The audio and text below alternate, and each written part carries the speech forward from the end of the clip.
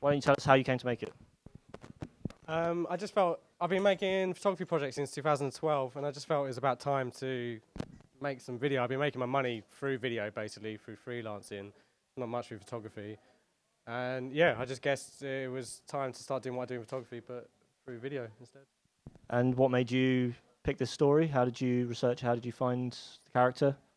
I mean, it seemed a bit silly not to go there because it took maybe 2.5 hours to get to Calais. It's so close. And yeah, like with most of my projects, I don't really source my subjects before I get there. It's more of a case I turn up and then work my arse off to go and find them, and then whatever time I have remaining, then I make a little story about Tell them. us the workflow on this then. How did you tell us the story? How did you find him? So we got to Calais on Sunday and left on the Wednesday, and Sunday was a washout. I went with a sound recordist and a translator slash interpreter. My translator he's from Iraq, so the dialect's a bit different. So hopefully there's no Arabic speakers here because there's probably a few little differences in the translation. But yeah, like Sunday was a washout. We met a couple of people, but everyone was in their tents, so we didn't really find anyone. The Monday we went to, because my translator was from Iraq, he naturally wanted to go and see Syrians because he felt like his story and their story were quite similar to why they're coming over to the UK. And we basically spent a whole day chatting to a load of people. Thought there was someone, we thought there was going to be a dad and his two sons who were definitely interested in taking part in the video. And then after like 5 hours of waiting, they changed their mind and told all the other Syrian refugees not to be part of the video. And I don't think it's to do with me because they're really nice. I think they were just generally scared still about Assad and about their families back home and what implications it has of showing their face and telling their story. So yeah, I mean, elaborate on that because obviously you've chosen to hide his identity. I mean, yeah, to an extent, was that because was that his own? Was that something that he requested? Is that something that you decided? It was, yeah. Like obviously, people feel more comfortable if you're hiding their identity, but I think it's more they're just so many people out there are clueless and they're really worried that if they say something wrong or if they give over different information to what they're going to give when they claim an asylum, that it's really going to screw up their chances. And I think that's why mainly the Syrians were worried because they knew that there was a lot of people that were pretending to be Syrians trying to get to the UK, that and they were worried about their family back home. And this guy, I think he wasn't really... I was the one that suggested to hide his face, mainly just to kind of, because I had 2 days left to shoot, so mainly because I wanted to get it done and guarantee this guy was going to be interested. But I think it's just like for anyone, like for me, whenever I've done video and been recorded on camera, it's horrible. So for a guy that's like trekked halfway across the world in 20 days, 30 days, and then to have some like guy from London come over and just ask him to be in front of a camera, it's pretty strange. So it just made the whole process a lot easier. Okay, are there any questions for Dan from the audience at this stage? No? Warming up. So you told me you've got some plans to go back, or you're thinking of going back. We were talking about it before. Is that something you're looking to do? Yeah, I haven't decided yet. I went this time for 4 days, and then I went before that in April, just as a recce and to take some stills for 2 days. I haven't really decided. Obviously, there's so many journalists and so many, like, I hate to say, but people from like East London going out there to like go and do some photo doc stories. So it's when I went out the first time and I had my 5D in my hand, it wasn't the same experience. People are willing to talk, but they just treat you as a journalist.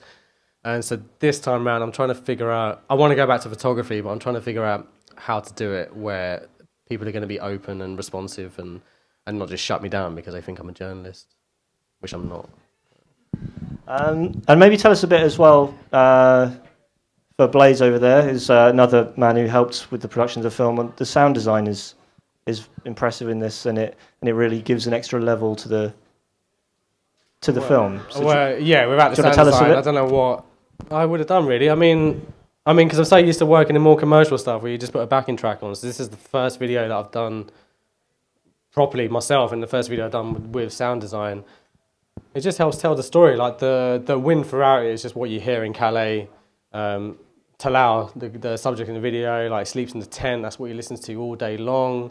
The sound design, just like in any film, just helps tie it together and just really makes it a cohesive piece. Yep, shout out. Yeah, he's still in contact. Do you know where he is? No, I got no idea. I gave him, like most of the people, I mean, I chatted to a lot of people, but the people that I felt like I was connected to in some way or another, I gave my contact details to and asked them to get in touch when they come over. But yeah, like Louis said, I plan to go back over there. So, I mean, the chance of him being there are pretty slim. But yeah, I mean, hopefully, I don't know. I hope he's not there. I hope he's made it over. But hopefully, if I do go back, I get to see him. And any other questions for Dan? Yeah, I think there's one in the middle at the back.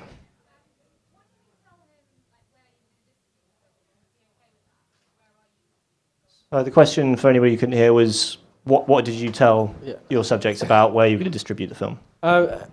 This guy was so casual, and I think that part of the problem and the good thing about this is that there were so many discussions between the interpreter and the people I was talking to.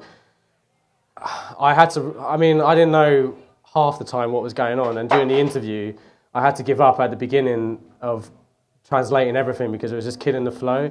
But he was just really happy to tell his story, and it was honestly like asking a friend.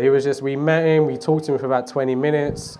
We said that we're trying to make this film, and he was just willing to do it straight away. And he was just so easygoing that he just wasn't fussed by it. And when, like, if anyone goes to the camp in Calais, like, there's so many people getting asked to do filming and interviews and recordings, and people are so kind of put off by it now.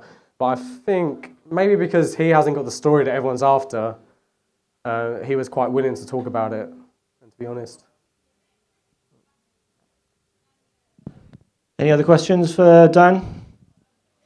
No? Well, maybe tell us where we can see this and where we can look for anything else coming up. Well, it will be on my website. There you go, fire away. Vimeo and stuff. And yeah, I've got nothing coming. Well, I've got hopefully a little shoot, a little photography shoot next year at some point. But yeah, nothing coming up in the near future. Maybe tell them your website. Well, it's danielalley.co.uk. It's on. We've got a flyer on everyone's table. It's got everyone's details. Please check it out and give Dan and Blaze, the sound recordist, a round of applause.